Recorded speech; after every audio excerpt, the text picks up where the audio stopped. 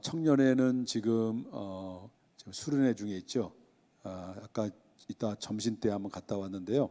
아주 얼마나 은혜로운지요. 지금 한 30여 명이 지금 이렇게 청년회 수련회를 하고 있는 중에 알고 있습니다. 이렇게 또 추운 겨울 날씨 속에서도 이 또 수련회 하면 또 그렇잖아요. 그 추위에 떨면서 은혜 받는 거 굉장히 아주 의미가 있다고 볼 수 있습니다. 자, 제가 오늘은 어떤 말씀을 전하려고 하냐면 이제 가난한 자에 대한 이야기를 좀 하려고 합니다. 2022년의 그 통계에 의하면 전 세계에서 이제 그 기아로 고통받는 그 인구가 바로 뭐냐면 7억 3천만 명, 3,500만 명이라고 합니다. 7억 3,500만 굶는 거죠.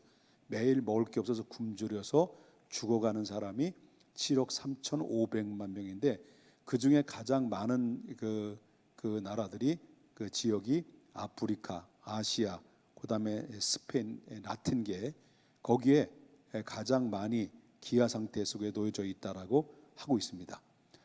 그리고 알다시피 이 코로나 팬데믹을 통해서도 그 이후에는 더 급격하게 더 경제적으로 어렵고 양식조차도 조달이 안 돼서 굶주려 가는 사람들이 너무나도 많이 있다는 거죠. 거기에 또 뿐만 아니라 사람들은 이 굶주림도 있지만은 또 먹을 것이 풍부한데 뭐에 굶주리냐면요, 사랑에 굶주린 사람이 있어요. 그러니까 인간과 인간의 관계 속에서 돈은 많고 다 가졌는데 외로움이 있습니다. 그리고 외로움에 굶주림이 있습니다. 그리고 늘 만족을 느끼지 못하고 또 다른 어떤 이 만족을 추구하기 위해서 또 다른 것을 추구하고 또 다른 것을 추구해서 하나를 얻어도 만족이 없고 또 다른 것을 취해도 만족이 없는 이 쾌락이라고 하는 문제가 사람들 안에 들어와서 사람들의 마음의 정신을 혼미하게 하는 시대 속에 놓여 있다라는 거죠. 그러다 보니까 오늘날 이 사회 대한민국에서도 구석구석마다 여러분 이제 인터넷망을 통해서든지 어디서든지 바로 뭐냐면 마약을 쉽게 접할 수 있는 환경이 되고 말았습니다. 완전 사각지대에 놓여져 있다라고 하는 거죠. 그러니까 이 오늘날 대한민국뿐만 아니라 전 세계를 보게 되면 이 마약이라는 문제 때문에 사람의 정신을 완전히 피폐하게 만드는 그런 일들이 뭐죠. 여러분 미국에 보시다시피 방송에 가끔마다 나오고 있잖아요. 보여요? 이런 사람들 봤잖아요. 길거리에 보면 많이 보잖아요. 자, 이런 사람들이 처음부터 하고 싶어서 한 것은 아니겠죠. 그러니까 이런 사람들이 오늘날에는 마음의 정말 아픔과 마음의 굶주림, 이런 사람들이 오늘날에 수없이 많이 있다라는 거죠. 그리고 2024년도 작년에 통계에 의하게 되면 지금 전 세계에서 약 7천 그 미종족, 다시 말한다면 복음이 들어가지 않는 복음을 전혀 들어보지 못했던 7천 종족의 미전도지 지역이 있었다라는 거죠. 근데 그 복음을 전혀 들어보지 못한 그런 인구를 보게 되면 전 세계 인구 중에서 22억 정도 된다는 통계가 나왔어요. 그러니까 아직도 바로 뭐냐면 전 인구 중에서 28% 정도가 아직도 복음을 듣지 못해서 바로 뭐냐면 영적으로 굶주려 있다라고 하는 겁니다. 그래서 제가 세 종류의 분류를 나눴습니다. 하나는 먹을 것이 없는 기아 상태의 굶주림, 또 하나는 너무 사랑의 굶주림, 외로움, 마음의 아픔, 이런 걸 통해서 사람들은 외롭고 굶주림 속에서 허우적거리고 있고요. 그 다음에 마지막 세 번째, 제가 아까 좀 전에 말씀드렸지만 가장 중요한 것은 이것이 들어있으면 모든 문제가 해결되는데 이것을 듣지 못해서 바로 이 사람들은 방황하는데 그게 바로 뭐냐면 하나님의 생명의 복음의 말씀, 이 복음의 기쁨의 소식, 이 소식을 듣지 못해 사람들은 지금도 전 세계에서 28% 정도가 영적으로 굶주려 가고 있고 전 세계 7천의 미 전도 종족의 복음이 비치지 않는 곳에도 지금도 얼마나 많이 있는지 모른다라는 거죠. 이런 가운데서 우리 교회가 오늘날 먼저 하나님의 은혜를 입고 은혜의 혜택을 입은 교회들이 해야 될 사명들이 무엇인가라고 할 때, 첫째는 떡하고 둘째는 복음을 들고 나가야 된다라고 하는 거예요. 이게 지상적인 사명이 우리가 감당해야 될 몫이다라는 겁니다. 여러분, 우리 대한민국에도 지금으로부터 약 130년 정도 전에 우리도 또한 복음을 전혀 들어보지 못한 민족이죠.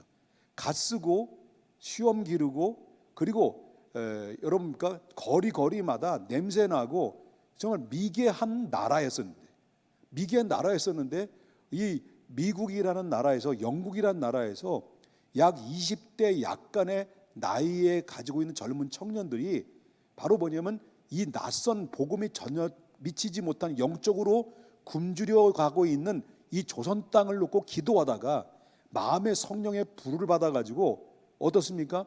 선교사로 나서가지고 20대 약간의 나이가 젊은 나이에 모든 특권과 모든 성을 다 내려놓고 바로 뭐냐면 조선 땅으로 온 거예요.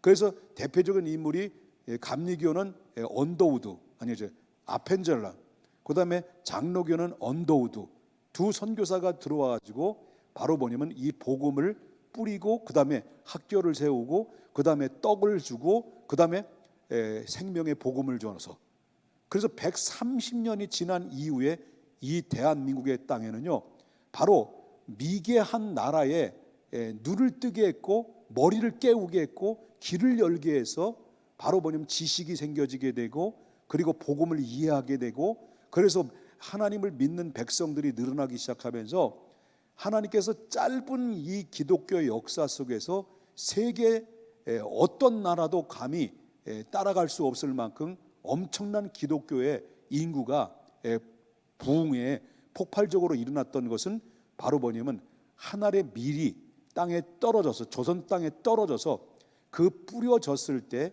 이렇게 풍성하게 엄청난 은혜를 입게 돼서 지금 우리나라 대한민국이 전 세계에서 지금 뭐 정치적으로 이러쿵저러쿵 해도 그래도 그 부자가 망하면 며칠 먹는다는 거예요? 4일? 며칠 먹는다? 3년? 3년을 벌어 먹고 산다는 것처럼 지금 이렇게 됐어도 아직도 우리 대한민국에는 그래도 말이죠, 정말 세계에서 정말 우뚝 서 있는 그런 축복받은 나라가 됐던 것은 이건 하나님의 놀라운 역사, 복음의 능력, 이런 헌신의 소수의 사람들이 이 땅에 하늘의 밀이 되어서 피를 흘린 순교의 피가 이 나라를 세워진 축복스러운 나라가 됐다라고 하는 것을 우리도 부정할 수가 없는 말씀이라고 할 수 있는 것입니다. 믿으시면 아멘 하십시다. 그래서 하나님은 무엇을, 어떤 사람을 좋아하고 어떤 교회를 가장 기뻐하느냐를 때 하나님의 기뻐하시는 뜻은 무엇인가? 하나님의 마음 무엇입니까? 하나님의 마음은 아직도 복음을 전혀 듣지 못했던 영적으로 굶주려가는 저들에게 가서 저들의 영혼을 살려내는 것이 하나님의 마음이고 하나님의 뜻이다. 하나님이 너무너무 기뻐하신다라는 것을 보게 된다는, 언젠가는 그 복음을 전하는 전도, 선교에 관련된 이야기를 또 깊이 말씀을 드리겠습니다만은 우리가 이제 짧은 시간이기 때문에, 제한적인 시간이기 때문에 우리가 세 가지를 잊지 말자라고 하는 겁니다. 우리 교회 안에 있는 우리 공동체 안에서 모든 사람들은 같은 생각, 같은 마음, 같은 뜻을 가지고 하나님의 뜻에, 하나님의 비전이 우리의 비전이 되고 우리의 비전이 하나님의 비전이 되어야 된다 라고 하는 것을, 우리가 그 의식을 가지고 믿음으로 나가야 된다라고 하는 것을 잊지 말아야 된다는 거죠. 그러면 우리 중앙교회가 2025년도에 중요한 과제가 뭘까라고 할 때, 아까도 오늘 주셨던 말씀처럼 바로 뭡니까? 가난한 자, 굶주린 자를 돌아보자. 그럼 가난한 자, 굶주린 자는 세 종류를 얘기했습니다. 육신적으로 먹을 것이 없어서 굶주려 가는 불쌍한 사람도 있을 것이고, 그리고 또 마음속으로 상처받고 우울하고, 그리고 사랑에 굶주려 있는 이렇게 상처받은 사람들이 지금도 우리 주변에는 너무나도 많이 있다는 거죠. 그리고 아직도 복음을 듣지 못했던 대한민국의 우리 주변뿐만 아니라 저 나가서 이 나라를 벗어나면은 아직도 복음을 더 듣지 못했던 복음의 선교사들이 저차도 들어가지 못했던 지역들이 지금도 엄청나게 많이 있다. 그러면 2025년도에 하나님의 기쁨이 우리의 기쁨이 되고 하나님의 비전이 우리의 비전이 되기 위해서는 2025년도는요, 우리가 뜨겁게 하나님의 뜻을 그 포커스에 맞춰서 우리 하나님 앞에 믿음으로 달려나갈 때, 하나님께서는 이런 믿음으로 기쁨으로 하나님 앞에 순종하는 그 발걸음마다 하나님은 우리에게 어떠한 약속을 해 주시느냐라고 하는 것입니다. 오늘 본문에 보면은 보편적으로 하나님의 말씀을 통해서 주시는 말씀이 세 가지를 이야기하는데, 자, 한번 보겠습니다. 자, 다시 한번 보겠습니다. 1절을 보겠습니다. 가난한 자를 어떻게 하는 자는 이게네요. 가난한 자를 보살피는 자의, 자, 가난한 자에 대해서 아까 좀 전에도 말씀드렸습니다만은 가난한 자는 여러 종류가 있겠습니다만 꼭 먹을 것이 없어서 돈이 없어서 가난한 사람들, 생활고에 시달린 사람만을 의미하는 것이 아니다라고 제가 전제 조건을 말씀드렸습니다. 자, 가난한 자들을 보살피는 자에게는 뭐가 있다라는 거죠? 복이 있다, 복이 있다라고 말씀하는데, 근데 복이 있는데 재앙의 날에 여호와께서 그를 건져 주실 것이다. 그러니까 어떤 자가 복이 있다라는 거예요? 가난한 자를 보살피는 자가 복이 있다라고 말씀해 줬다. 그러면 그 복은 누가 주시느냐는 거죠. 복은 누가 주시느냐면 하나님이 주신다라는 거예요. 하나님이 주신다는 거죠. 그래서 우리가 가난한 자를 우리가 보살핀다라는 것은 우리가 어떤 의미를 가지고 있느냐 할 때, 그 가난한 자들에게 찾아가서 그들과 함께 울고 함께 웃고 함께 그 마음을 공감해주고 그를 피로를 채워주고, 그리고 그 마음이 열려져 있는 그 마음 속에 하나님의 생명의 씨앗을 그 심령 속의 토양에 뿌려놓고 오는 것입니다.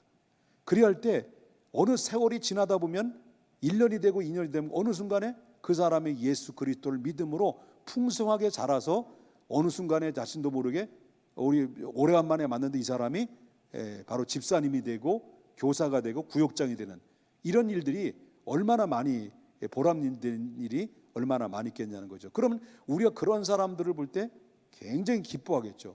제가 어렸을 때 주일학교를 다녔는데요, 주일학교를 제가 성결교회를 다녔습니다. 지금 뭐 성결교회는 좀 없어졌지만 옛날 구성결교회죠. 없어졌습니다. 이제 평택이 고향이니까. 저는 이제 뭐냐면 성탄절하고 성탄절에 제가 단골이었습니다. 당자를 성탄절의 단골인데, 그래 친구가 한번 가자 따라가면 성탄절 때만 갔어요. 가서 이제 그때 연극을 하잖아요. 연극을 할 때 이제 그때 이제 필이라고 그래. 지금 뭐라 그래? 이코도 뭐라는 거 도대체? 하여튼 그런 게 있어. 이거 있어. 이걸 제가 잘 불렀어. 이게 그냥 악보도 없이 그냥 음감이 좋아가지고요. 그래 엘토를 내겠다 이렇게 했단 말이에요. 사람 놀래가지고 너 진짜 그때는 신동이라는 말을 없었잖아요. 너는 참 동신이다. 그런 소리 들었어. 그런 소리를 들었다고요. 그래서 이제 그때를 나갔는데 이제 흥미가 또 없는 거예요. 흥미가 없는데 그 담임 선생님이 내 후배 1년 후배의 누나인데, 그 두 선생님이 저를 제가 거리를 보게 되면 거리에서 막 눈을 마주칠 때 있어요. 그러면 저를 반갑게 웃어주면서 우리 그때 이름이 김병복이었었습니다. 병복 학생 교회 안 나와? 그럼 몰래 부끄러워가지고요. 예뻤거든. 부끄러워가지고요. 막 숨고 막 도망가고 그랬단 말이에요. 그 만날 때마다 한 번도 인상 쓰지 않고 그냥 찌질한 이 김병복을 향해서 따뜻하게 왜 교회 안 나와? 교회 오자. 이번에 교회 만나자. 이게요. 몇 년 걸렸냐면 한 10여 년 이상 걸렸죠. 10여 년, 한 10여 년 이상 교회를 안 나고 있었죠. 그러고 나서 어느 순간에 제가 목사 안수를 받고 그분을 만나게 된 거예요. 그분을 만났는데 내가 그 사람이 그 사람이다라고 말할 수 없는데 그 동생이 나하고 아는 친구니까 알게 된 거죠. 그러니까 동생을 통해서 이 친구가, 이 찌질이가 목사 됐다고 해. 그 얼마나 이 사람이 기뻐하는지요. 여러분, 자기가 어렸을 때 그 어린 그 학생에게 조금 관심을 가지고 교회 왜 안 나오세요? 교회 와. 이렇게 아주 빵긋빵긋 웃으면서 친절하게 그 따뜻한 말 한마디 던져줬는데, 그래서 훗날에 목사가 돼가지고 있는데 그 사람이 얼마 중고는 없는데 훗날 이렇게 자라가지고 목사가 돼 있는 그 모습을 바라보는 그 누님은 얼마나 기뻐했을까라는 것입니다. 하나님은 더 그렇지 않겠습니까? 그 누님보다는 하나님보다는 더 엄청나게 그냥 뿌려놨는데, 그냥 복음을 심어놓고 왔는데 시간이 지나니까 이 사람이 자라가지고 목사가 돼서 하나님의 복음을 또 전하는, 복음의 씨앗을 뿌리는 하나님의 주인공이 됐다. 이거는 엄청난 하나님의 축복이다라는 것을 보게 된다라는 것이죠. 믿으시면 아멘 하십시다. 그래서 성경을 보게 되면 이렇게 정말 어떤 위기나 어려운 형편에 처해 있는 사람들을 그냥 놓치지 않고 같은 심정을 가지고 도와주고 그리고 베풀어 줄 때 사람들은 다 몰라줘도 누구는 아시냐면 하늘에 계신 하나님은 다 알고 계시다라고 하는 거죠. 그래서 그들에게 또 뭡니까? 복을 주시는데, 자, 여러분 알다시피 여호수아서 6장에 나오는 말씀이 나오는데요. 여러분 알다시피 이 여호수아가 이스라엘 백성들을 이끌고 이제 가나안 땅으로 가다가 두 명의 정탐꾼을 여리고성으로 보내요. 그리고 여리고 안에 들어왔는데 그런데 바로 뭐냐면 거기 걸린 거예요. 두 사람이 걸려가지고 지금 이제 완전히 이제 거기에 두 사람은 죽은 거예요. 죽을 수밖에 없는 그런 가운데 있었을 때 그때 기생이라는 라합의 그 집으로 들어간 거예요. 라합이 살고 있었는데 그 두 사람의 정탐꾼이 그 집으로 들어갔던 거예요. 그 집으로 들어가서 바로 두 사람을 그 라합이 숨겨준 거예요. 왜 숨겨준 이유는 바로 뭐냐면 그 전부터 이스라엘이 어떤 경로를 통해서 지금 여리고로 오고 있다는 것을 이미 다 알고 있기 때문에 하나님이 어떤 분이고 하나님이 어떤 분이라는 것을 이 라합은 다 이미 사전에 들어서 전능하신 하나님 믿었어요. 이 두 사람을 숨겨준 거예요. 그래서 숨겨주고 탈출하고 나서 이제 여리고성이 무너지고 또 전투에 무너졌을 때 그때 이 두 사람이 들어와서 바로 뭐냐면 이 성을 무너지기 전에 이 두 사람을 어때요? 끄집어내 가지고 두 사람이 이 기생 라합의 집의 식구들이나 그 친척들까지 전부 다 끄집어내서 전부 다 구원한, 극적으로 구원시켰던 기적 같은 역사들이 있었다는 거죠. 이것은 바로 뭐냐면 누가 보신 거예요? 하나님이 보셨고 그를 헌신하고 그를 숨겨주고 도와주는 그 모습을 보시고 이 기생 라합과 그 가족 식구들을 전부 다 탈출시켜서 구원했던 놀라운 역사가 있었던 것처럼 하나님께서 우리가 정말 필요로 하는 그 영혼 한 사람 한 사람을 향해서 우리가 돕고 격려하고 그리고 필요를 채워줬을 때 그것이 오히려 나에게 뭐가 됩니까? 복이 된다라는 것을 믿으셔야 될 줄 믿는 것입니다. 이제 날씨도 춥고 그래가지고 저도 이제 몸도 좀 감기 기운도 있어가지고 말씀 여기서 맺혀야 돼. 서운해? 더 들으실려? 들으실려? 그럼 더 들은. 이제 선교에 대한 말씀을 좀 드리겠습니다. 왜 하나님이 굶주린 영혼, 이 굶주린 영혼에 대한 그 하나님의 그 열망이 얼마나 큰가. 우리 예수님을 이 땅에 보내신 목적은 영혼 구원하잖아요. 영혼 구원인데, 자, 아까 좀 전에 미정족 전도 됐던 미전도국이죠. 전도 종족이죠. 미전도 종족이 70종족국이 돼 있는데 거기에는 복음이 들어가지 않는 곳에 있는데 저희가 이제 그 만양족, 우리가 이제 단기 선교팀들이 조금 이제 두 주 후면은 이제 출발을 하게 되고 다음 주는 제가 이제 먼저 일주일 먼저 들어가는데요. 이들은 우리가 정말 감사한 거는요. 우리가 이 만양족의 그 필리핀에 만양족에 처음에 들어갔을 때는 여러분 아시다시피 처음 들어가신 분 장로님도 이제 아실 거예요. 처음에 가셨으니까 14살, 13살의 여자아이들은요 이미 아이를 하나씩 둘씩 안고 있더라고요. 그래서 아예 그냥 옷을 벗었어. 그냥 여기 앞에만 싹 가릴 정도로, 그러니까 완전히 미개한 거죠. 그러니까 막 머리는 떡이 돼가지고 이거 뭐예요? 이게 일본 말로 뭐라는 거, 머리 자르는 걸 뭐래요? 바리깡이라 그러죠. 바리깡을 들고 와서 머리를 밀었는데요. 저 이가요 뚝뚝뚝 떨어지는데 처음에 정말 저도 깜짝 놀랐어요. 옛날에 저 어린 시절 보는 것 같은 느낌, 그런 느낌이 들었어요. 그런데 이 친구들에게 보니까 그냥 이 한결같아. 여자애들도 벗고 그리고 남자애들도 벗고 그냥 뭐 부끄러운 게 없더라고요. 그래서 저희들이 가서 목욕 시켜주고 그리고 또 라면 끓여주고 먹을 걸 제공해주고 복음을 전해주고, 이게 몇 년 동안 계속 했는데 벌써 우리가 이제 한 15년 정도, 15년 그럼 12년 그럼 10년 10년은 내리겠습니다. 이제 미안합니다. 한 10년 정도 이렇게 갔거든요. 갔는데 가서 우리가 하자마자 한 게 뭐냐면 그 지역에 교회는 있으니까 교회 옆에 뭘 세우냐면 학교를 세운 거예요. 그 이들이 눈을 뜨게 하자, 머리를 깨우자. 그래서 학교를 세워서 선생을 후원하고 이들이 이제 선생들을 통해서 애들이 공부를 배우니까 점점 자기가 부끄러움도 알게 되고, 그래 지금은 이제 다 옷을 입어요. 벗은 옷을 못 봐 이제는 가도. 그래서 이 아이들이 다 이제 옷을 입고 많이 정돈이 돼 있고요.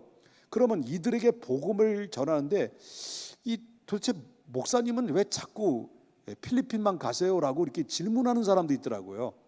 질문하는 사람도 있는데 여러분 제가 가는 이유는 바로 뭐냐면, 저는 그 미 전독 지역으로 달아가서 혼자 각계전 투척처럼 개개인 찾아가서 복음을 전할 능력이 없어요. 전할 능력이 없는 거예요. 이 사람들은 선교사님이 하는 일이고 아니면 또 현지에 있는 예수 그리스도를 믿는 지도자들이 해야 될 일이고요. 그럼 저는 뭐냐면 가장 이 사람들에게 가장 효과적으로 정말 최대의 효과로 최대의 복음의 능력을 편만하게 전할 수 있는 방법이 뭘까라고 생각하고 고안한 게 바로 뭐냐면 그 현지인들 지도자를 교육시키는 것이다. 그 지도자들이 바로 예수를 알고 바로 복음을 알면, 이들이 예수를 알고 복음을 알면 바른 복음을 전하고 바른 예수를 전해서 이 지역마다 산 골짜기 들어가서 어떤 때는 막 4시간 걸어서 내려오고 3시간 걸어서 내려오는 이런 사람들의 그 지역에 들어가서 이들이 잘 복음을 이해하고 잘 깨달아서 하나님의 말씀을 체계적으로 잘 공부한 다음에 그 지역으로 복음을 전하게 되면 건강한 복음을 전해서 그 지역은 복음이 자동적으로 복음화가 되는 놀라운 역사가 임하게 된다. 그래서 우리가 매년마다 들어가서 가는 것은 이 만양족에 있는 그 처음에는 이 사람들이 한 50명 정도, 돈도 많이 들어가요. 한 50명 정도 이렇게 막 산에서 막 신발도 안 신고 막 3시간 걸어서 4시간 걸어서 이렇게 세미나실, 성경 공부실에 이제 내려오는데 처음에는 밥만 많이 먹더라고요. 그리고 아무 반응도 없고요. 그리고 반응도 없어요. 근데 지금 가면요, 두 손 들고 아멘해요. 현지 목사들이 아멘하고, 그래 뜨겁게 같이 모여서 기도하고 통성 기도하면 눈물 뿌리면서 기도하면서 하나님의 은혜를 사모할 정도로 우리가 계속 가서 복음으로 말씀으로 잘 양육하다 보니까 이렇게 변화가 되는.